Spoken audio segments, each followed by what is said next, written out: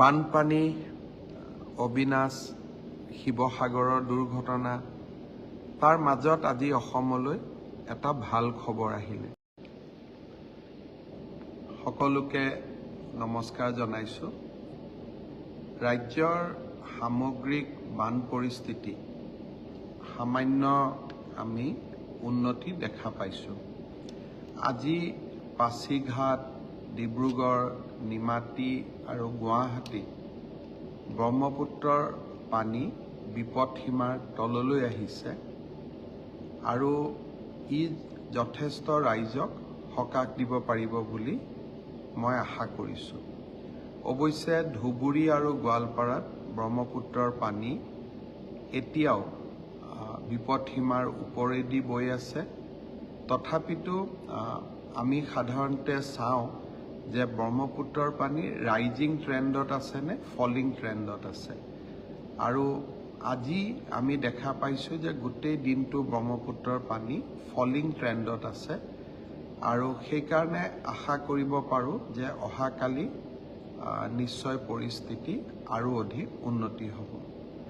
বুঢ়ীদিহিঙৰ পানী এতিয়াও বিপদসীমাৰ ওপৰত আছে, কিন্তু তাতো আজি ৰাতিপুৱাৰ পৰা পানী কমি থকা আমি দেখা পাইছোঁ আৰু সেইকাৰণে আশা কৰিব পাৰোঁ যাতে যেন অহাকালিলৈ পৰিৱেশটো আৰু ভাল হ'ব।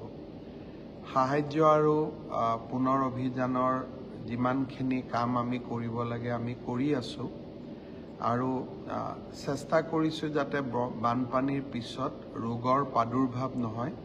সেইকাৰণে স্বাস্থ্য বিভাগক বিশেষভাৱে নিজৰ দায়িত্ব পালন কৰিবৰ বাবেও মই বাৰে বাৰে তেখেতসকলক কৈছোঁ আৰু মই আশা কৰোঁ যে সকলোৱে নিজৰ দায়িত্ব পালন কৰিব।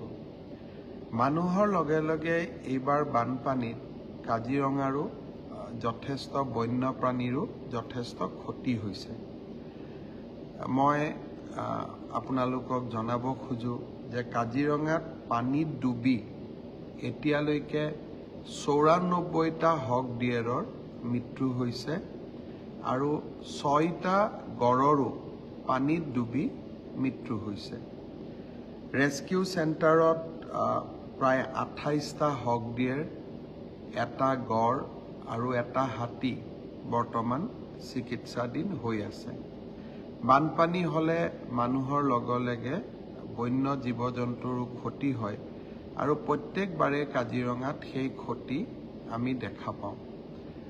অৱশ্যে ৰেস্কিউ চেণ্টাৰ হোৱা বাবে বা আমাৰ খুব প্ৰম্প্ট ৰেছপন্স হোৱা বাবে আমি বহুত বন্য জীৱ জন্তুৰ জীৱন ৰক্ষাও কৰিব পাৰোঁ, কিন্তু তথাপিতো প্ৰতিটো মৃত্যুৱেই দুখৰ আৰু ই আমাৰ বাবে একোটা শোকৰ বাতৰি। আজিৰ দিনটোত আৰু এটা দুখ লগা ঘটনা যোৱা পৰহিৰ পৰাই আপোনালোকে জানে যে হৰলাল চৰকাৰ বুলি গুৱাহাটীৰ এগৰাকী বাসিন্দা যোৱা পৰহি দিনাখন ৰাতি স্কুটাৰ লৈ যাওঁতে জ্যোতিনগৰৰ কাষত সামান্য দুৰ্ঘটনাত পতিত হয়। তেওঁৰ সন্তান অবিনাশ এটা উন্মুক্ত নলাত পৰি যায় আৰু যোৱা কালিৰ পৰা দেউতাক মাকে খুব আপোনালোকে টিভিত দেখিছেই কিমান মনত বেদনা আৰু কষ্ট লৈ নিজৰ সন্তানটিক বিচাৰি উলিয়াবৰ বাবে চেষ্টা কৰি আছিলে।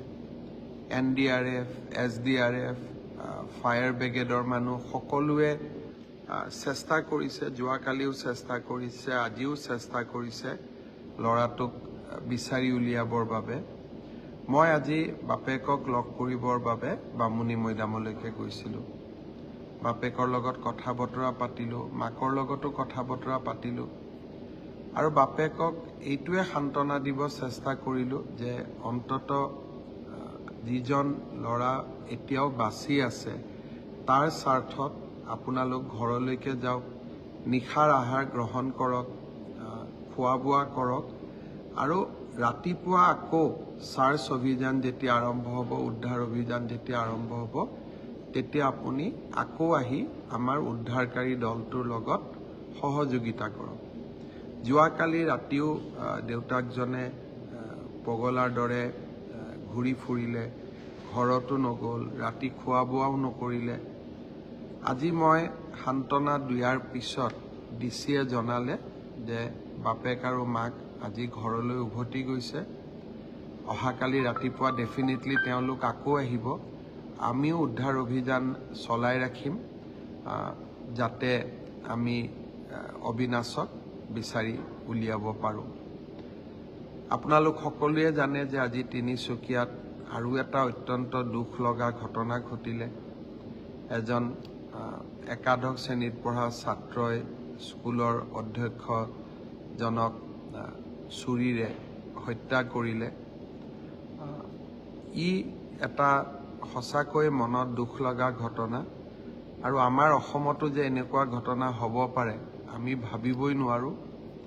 যি নহওক, যিখিনি আইনী ব্যৱস্থা ল'ব লাগে আমি ল'ম, কিন্তু এই ঘটনাটোৱে আমাৰ সকলোৰে মনত আজি শোকৰ ছাপ পেলাই গ'ল। মই আশা কৰোঁ যে এনেকুৱা ঘটনা যাতে অসমত আৰু পুনৰাবৃত্তি নহয়। বানপানী, অবিনাশ, শিৱসাগৰৰ দুৰ্ঘটনা, তাৰ মাজত আজি অসমলৈ এটা ভাল খবৰ আহিলে।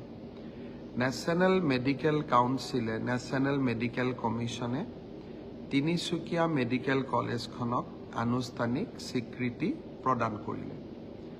তিনিচুকীয়া মেডিকেল কলেজখন আনুষ্ঠানিক স্বীকৃতি পোৱাৰ লগে লগে আমাৰ তিনিচুকীয়া মেডিকেল কলেজখন অসমৰ 13তম মেডিকেল কলেজ হ'ল। মোৰ আজিও মনত আছে 2006 চনত মই স্বাস্থ্যমন্ত্ৰীৰ প্ৰথম দায়িত্ব লৈছিলোঁ। সেই সময়ত অসমত মাত্ৰ 3খন মেডিকেল কলেজ আছিল, গুৱাহাটী, শিলচৰ আৰু ডিব্ৰুগড়। 2006ৰ পৰা 2024 যোৱা 18টা বছৰত অসমত আৰু নতুনকৈ 10খন মেডিকেল কলেজ হ'ল। তিনিচুকীয়া মেডিকেল কলেজৰ আজিৰ স্বীকৃতি মোৰ কাৰণেও এটা ডাঙৰ মাইলৰ খুঁটা, যে স্বাস্থ্যমন্ত্ৰীয়ে হওক বা মুখ্যমন্ত্ৰীয়ে হওক, মোৰ কাৰ্যকালত অসমত 10খন মেডিকেল কলেজ নতুনকৈ আৰম্ভ হ'ল। মোৰ স্বদেশৰ বাবে, মোৰ স্বজাতিৰ বাবে এটা অৱদান থৈ যাব পাৰিলোঁ, বা অৱদান থৈ যোৱাৰ যিটো প্ৰচেষ্টা তাত সাক্ষী হৈ থাকিব পাৰিলোঁ। আজিৰ এই দিনটোত তিনিচুকীয়া মেডিকেল কলেজখনৰ নিৰ্মাণ বা তাক সজাই পৰাই তোলাত যিসকলে সহায় কৰিলে, বিশেষকৈ মেডিকেল ফেটাৰ্নিটিৰ সকলোকে ধন্যবাদ জনাইছোঁ। মুখ্যমন্ত্ৰীৰ কাৰ্যালয়তে আছোঁ।